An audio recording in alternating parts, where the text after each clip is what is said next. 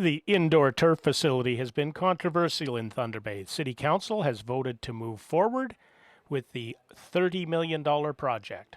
It's James with NetNewsLedger. Joining us is Michael from Soccer Northwest. Mike, thanks for joining us today. We seem to have in Thunder Bay a lot of information out there on the indoor turf facility, and not all of it seems to be what it really is. What do our readers and viewers need to know about the indoor turf facility in Soccer Northwest? I think one of the biggest things people need to be made aware is that some are still touting it as a soccer facility, and it is anything but that. This is a turf facility that is for the turf user groups. From the very beginning, it was actually the first time that it was labeled as a soccer facility was actually from the city when they came back with a FIT plan and the Chapel's Master Park plan. And it was the consultants that came back and said a soccer facility was required. But when we came along with this, we had always touted it as a community group, as a turf user groups that we wanted this to be for. It's also, I think, out there that the term elite has been passed around with this.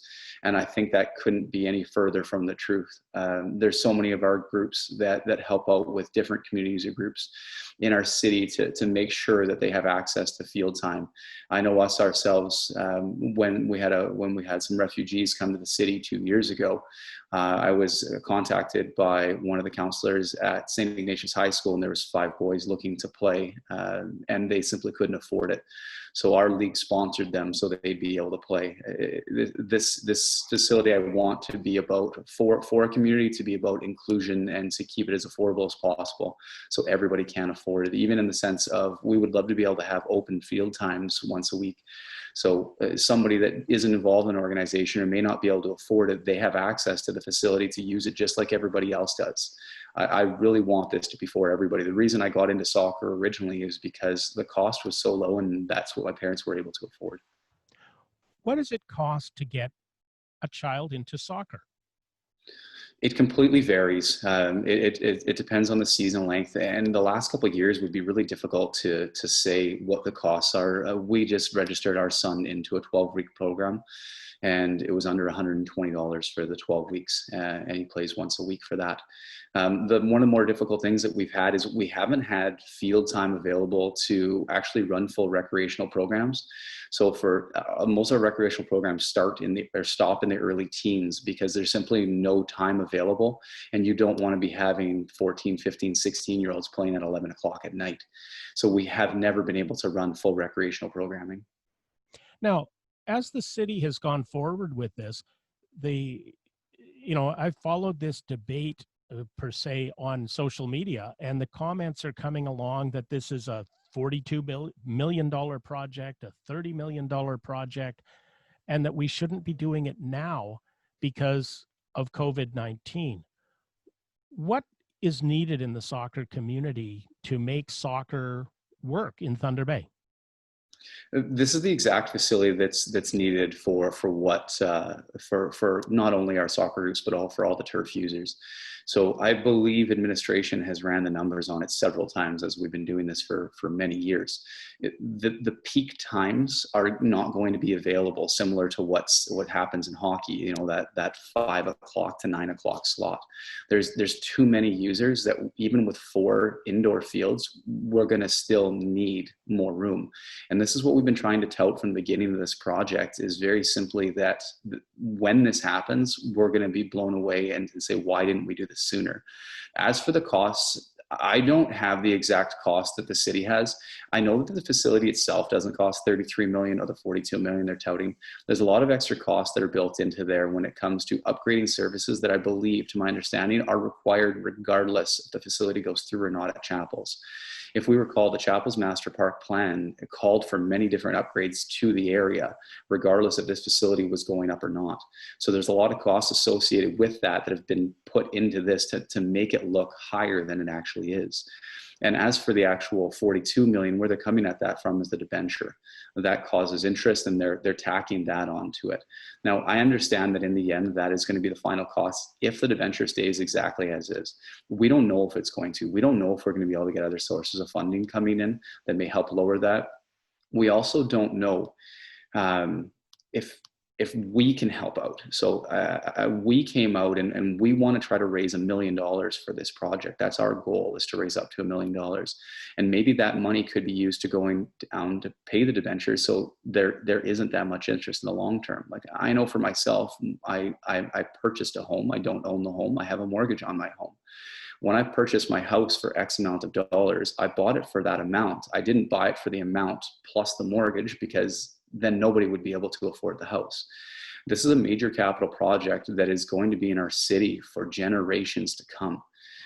This is something that we haven't seen in Thunder Bay in a long, long time. I can't imagine if, whenever the complex was built, I don't have the exact year, if they had decided not to do it, how many kids would have missed out on those opportunities? Or if they didn't build as many rinks as they did at that time, maybe the stalls wouldn't have had an opportunity to go forward. I really see this facility as the potential to provide opportunity to our community. How many soccer players are there in Thunder Bay? That's a very hard question to answer right now. The last facility we had went down in 2016. And even then, like I said, we weren't able to run full programming. We were turning down entire teams. We were, instead of having a 20-game season, for example, in some of the leagues, we were doing like 16 or 12-game seasons to simply allow in more teams. But we haven't ever had that capacity to do that. The last numbers we had, we were able to run full programming. We had 3,700 users in the year. One of the things I wanted to touch on is every other interim option and possibility has been looked into.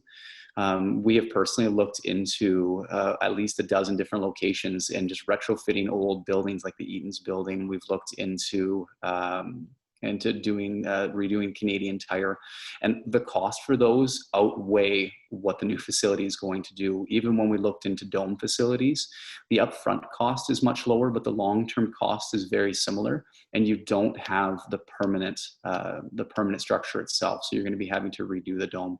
The operational costs are much higher, and if it happens to go down in a winter storm like they have in our city, we're plainly out of luck again.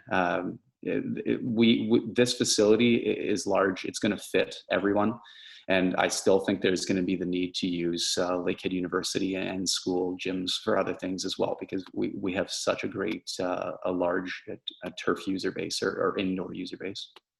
Covering sports in Thunder Bay, we cover the Thunder Bay Queens, which is women's hockey, and they're on the road almost every weekend. They play the odds tournament here in Thunder Bay. But what is the soccer equivalent? Like, are teams on the road from Thunder Bay going off to tournaments elsewhere? And would there be tournaments at this center that would be held here in Thunder Bay? I'm going to answer the second part of the question first. So absolutely, there's going to be tournaments here, and not only for the soccer groups. It sounds like the touch football and the minor football have definite interest in doing that as well. There's the ideas for trade shows. So ideally, this is going to be bringing people to our city and spending dollars in our city as well. As for traveling, absolutely, the two youth clubs travel the most. So they do their annual tournaments in Winnipeg.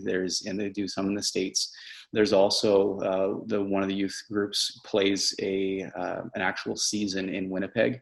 One actually plays one in Minnesota. So they're traveling back and forth to those pretty constantly. What message would you want to share with the people of Thunder Bay, Michael, as we wind down our discussion today about why we should have this turf facility? So this process has been, I guess it's really been a forever project, because we've never had something like this in Thunder Bay. The initial time we went to City Council was roughly 12 years ago, and it was looked into. It was thought it was a good idea, and then it was shelved and nothing happened. And then in 2014, we went forward with a presentation, and again, it was a great idea, and that spurred on the Chapel's Master Park Plan and the FIT Plan and the Recreation Plan. And then nothing happened. It just kind of went on its wayside. And just prior to the dome going down, we had actually approached the city saying, look, we need to find out a solid permanent solution for this, because we outgrew the space and it's not accommodating everybody. And with there had been a couple of collapses at the dome and a bunch of near collapses. So we knew that we needed to look towards some kind of a permanent solution to this. So it just happened to be that a few months later that the facility went down for its last time. With this facility, we're going to be able to provide something to our city for years to come.